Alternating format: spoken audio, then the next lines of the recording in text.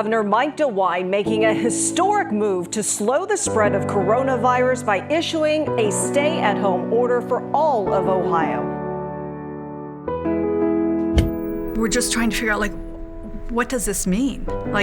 There was obviously no roadmap. It's uncharted territory. We had to close. Coronavirus is changing nearly every aspect of our lives, at least temporarily. You know, like everybody in the world, we thought this little ripple was coming and suddenly became a wave, and all of a sudden our livelihood stopped. A city quieted by the coronavirus, its working life sent home, quarantined, or even laid off. We ended up canceling or postponing 1,100 performances and events. We are on a speeding bullet train, trying to run the largest performing arts center in North America, this side of the Hudson River, with less than half of the people. Ohio is in the grips of the pandemic.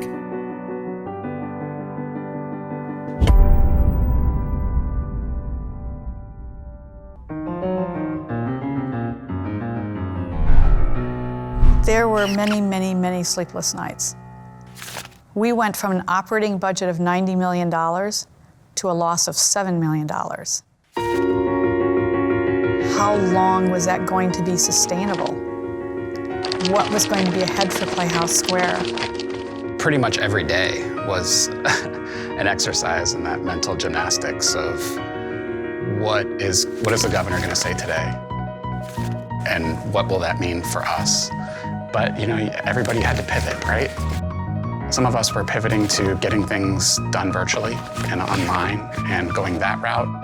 Others of us were pivoting to, unfortunately, canceling and rescheduling shows. So we thought we would have a date over here, and then we'd have to push it over here, and then we'd have to pick everything up and push it over here. A 10-dimensional checker game at every day around every corner. But still, we began to think about what might be possible.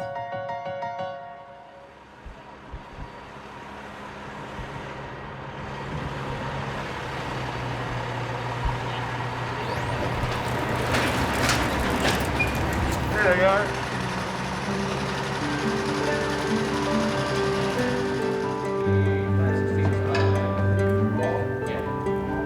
I guess you could call it we're making history, huh?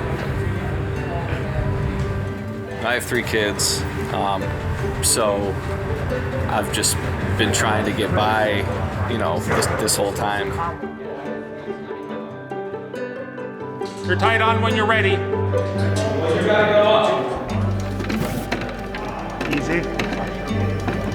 It hit very hard for me because this is my first real gig back in the theater. I don't know what I'd be doing if it wasn't this. This is where the heart is. And we were looking for what would be that perfect welcome back to the theater event. We didn't want to just open the doors. We wanted to blow the doors open. We needed to do something that was going to bring life back to this district. We had to get started, and if ever we were going to take a risk and take a chance, now's the time. There's a show called The Choir of Man. We started speaking to Playhouse Square several months ago. It seemed like this far-off dream that we could bring the show to Cleveland. We reached out to them and said, instead of coming in October, as we thought you were planning, could you be here in June? The spirit of our show is very much about community and about togetherness. It's about sometimes we laugh together and we party together, and sometimes we cry together. But whatever it is, we're doing it together. And I think that's why we're so proud of it, and we think it's so important to have it now. We care very, very much about the message we're giving, and that we are creating an experience that is safe for people, that is welcoming, and it's an enormous privilege to be the show that reawakens a city, reawakens Playhouse Square. The only challenge that lies ahead is we have to do all of our visa work. Mounting a show internationally in the post-COVID era is incredibly complicated. We have had to jump through so many hoops to get the cast here. We have had to gain the support of the mayor of Cleveland, of 2 senators, the Chamber of Commerce for Cleveland from Playhouse Square. We had to submit an application to be allowed to enter America. Then we submitted our passports to have the visas put in. It's been an absolute roller coaster. The problem was we didn't know when we were going to get our passports back, so we were just holding out hope that tomorrow was the next day and tomorrow was the next day that we were going to go.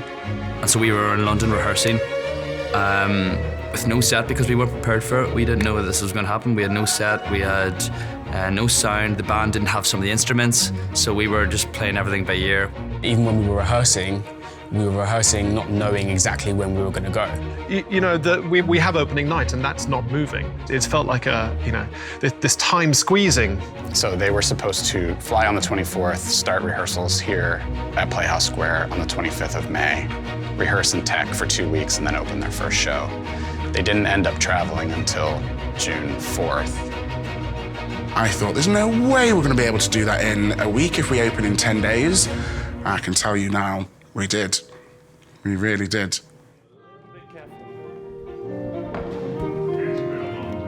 George, you're good? Yeah, I'm good. Okay, everyone, nice and quiet when you're ready, please.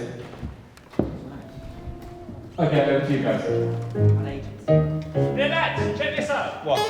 We're ready. Not only were we reopening a theater in the middle of a pandemic, we were doing it in a very complex manner. Every eye in the industry is on you. Everything that you do will impact the ability of any other actor or musician to get back to work. We've got to do this, and we've got to do it the right way. There's no doing it halfway. Hey!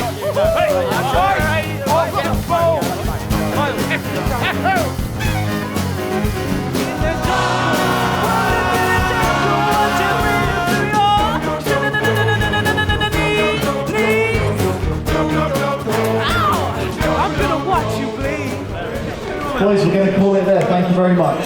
Yes.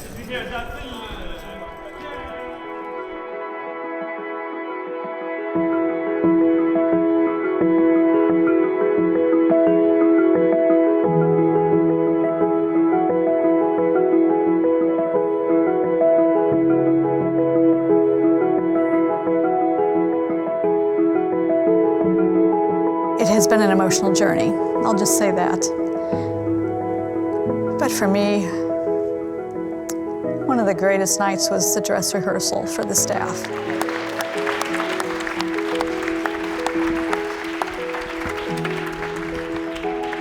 I think I did all my crying while I was behind the mask, watching all of you walk in, so I won't be too teary, I hope, but this is really important. You know, the art form that we celebrate every day is a collaborative art form.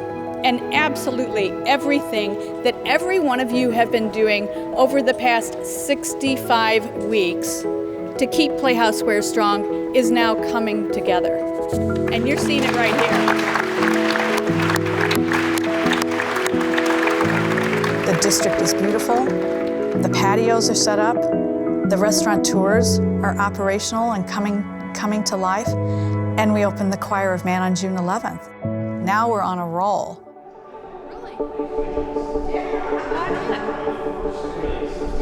You're the first guests. So happy to be back. Oh, so happy to have you do it back. yourself. Okay.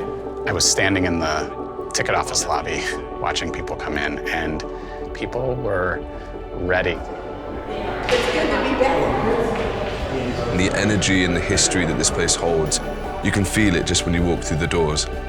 There's something so powerful about being in Playhouse Square, and everybody in that moment is connected to one thing. We haven't spent time together. We haven't hugged our family. We haven't hugged our friends. We haven't laughed together and cried together. And I think that's why we're so proud of it, and we think it's so important to have it now. It's going to be an amazing, amazing feeling for everybody.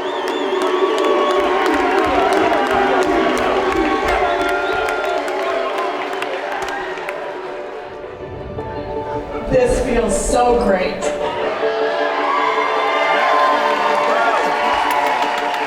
It's been 65 long weeks since we've welcomed audiences in, and This is a big night for us. It's a big night for the industry because tonight, here at the Mimi, Ohio Theater with the Choir of Man, this is the first tour in the United States opening up. People's eyes are just like wide open to be back here again and to feel what you're supposed to feel when you walk in here. We're back, and this was the right decision and the right time. You can feel the energy. You can see the hope. You can see what the performing arts do for us. Theatre can take you to a place and connect such a large group of people in a way like no other. To see it come to life, to see people hugging each other in the lobbies and so happy to be together.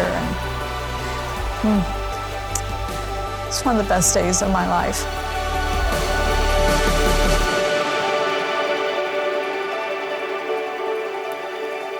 But all that's left to say in here tonight is, would you like one more song? I said, do you want one more song? Let's keep this night going. We will see you outside, folks.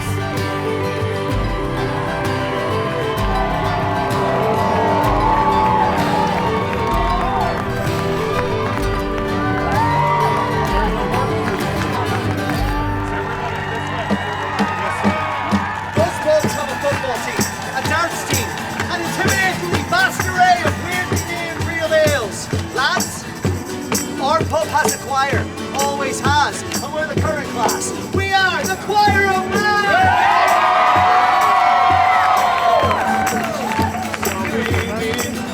Candlelight.